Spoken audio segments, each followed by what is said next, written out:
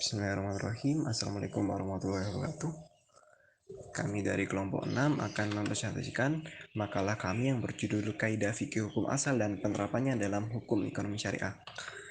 Baik, sebelum kami hendak memaparkan materi, maka izinkanlah kami memperkenalkan kelompok kami terlebih dahulu yang beranggotakan 3 orang, yakni saya sendiri Muhammad Mauludunanta bersama kedua rekan saya Muhammad Fikri Batullah dan Mufarijul Ikhwan. Sebelum kita memasuki pada pengertian hukum asal, maka kita perlu mengetahui dahulu pengertian dari muamalah itu sendiri. Muamalah berasal dari, secara bahasa, muamalah berasal dari 3 kata, yakni amala, yu'amilu, dan muamalah, yang artinya saling bertindak, saling berbuat, atau saling mengamalkan. Sedangkan secara istilah terbagi menjadi 2, yakni muamalah secara luas dan muamalah secara sempit. Muamalah secara luas berarti adalah aturan Allah yang ditujukan sebagai sarana untuk mencapai akhirat dengan kepentingan duniawi, dan itu berkaitan dengan muamalah secara sempit dalam hal ini, yaitu memiliki kesamaan mengenai arti dari luas. Hanya saja di sini muamalah secara sempit mengatur hubungan manusia dengan samana yang terkait memperoleh dan mengembangkan harta benda. Selanjutnya mengenai jenis muamalah. Muamalah secara sempit terbagi menjadi 2, yakni al-muamalah al-madiyah dan al-muamalah al-adabiyah. Al-muamalah al-madiyah di sini meliputi harta benda yang halal, haram, dan syubhat. Dan selain itu, di sini juga diperkenalkan mengenai akad-akad dalam fikih muamalah seperti al-bai, al-salam, rohan, kafalah, doman, hiwalah, taflis, ijarah, mudarabah, hibah, dan suluh. Sedangkan al-muamalah al-adabiyah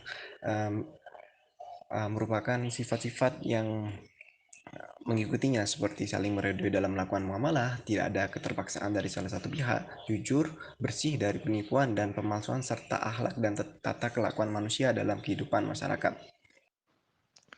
Selanjutnya adalah kaidah.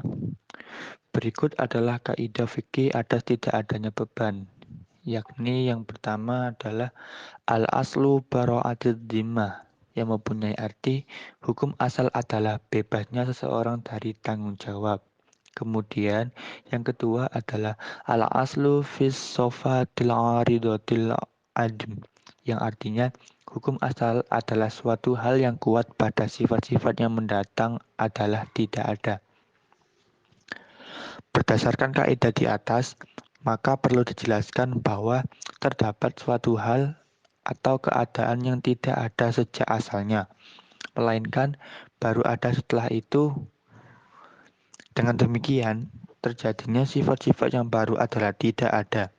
Jika ada orang yang mengakuinya, maka dia membawa bukti penetapannya. Sedangkan sifat-sifat yang asal adalah ada. Jika ada orang yang mengakuinya tidak ada, maka ia harus membawa bukti penetapannya. Berdasarkan kedua sifat ini, maka terbagi sebagai berikut. Yang pertama yaitu sifat-sifat yang keberadaannya pada sesuatu adalah baru. Dengan kata lain, sesuatu itu pada asalnya kosong dari sifat-sifat pada umumnya, lalu baru muncul sifat-sifat baru tersebut setelah sesuatu itu ada. Sedangkan hukum asal pada sifat ini adalah tidak ada. Jadi, dari perumpamaan tersebut bisa dikatakan bahwa sesuatu tersebut adalah kasus-kasus yang keberadaannya dulunya tidak ada, seperti jenis akad jual beli. Yang kedua, yaitu sifat-sifat yang keberadaannya pada sesuatu bersamaan dengan keberadaan itu sendiri, sehingga secara alamiah sesuatu tersebut termasuk bagian darinya. Dengan kata lain, bisa disebut sebagai sifat asli. Yang berikutnya adalah penerapan. Penerapan kaidah dalam muamalah yaitu dalam akad jika terjadi suatu pertengkaran antara kedua belah pihak, yakni penjual dan pembeli, di mana satu pihak memberikan suatu syarat tertentu sedangkan pihak lain menyangkal adanya syarat. Maka yang perlu dipertimbangkan dalam perselisihan ini adalah tidak adanya suatu syarat. Sebab sebab pemberian suatu syarat adalah sifat mendatang yang pada dasarnya tidak ada. Kemudian dalam mudharabah, jika pelaku usaha menyatakan bahwa dirinya tidak memperoleh untung sedangkan pemilik modal menetapkan keuntungan itu, maka pernyataan pelaku yang dibenarkan sebab asalnya dia tidak memperoleh untung. Dan selanjutnya dalam perkara hutang, di mana seseorang mengaku bahwa hutangnya telah lunas namun orang yang berpiutang menyangkal pelunasan itu, maka perkataan yang dibenarkan adalah perkataan yang berpiutang sebab pada dasarnya tidak ada pelunasan.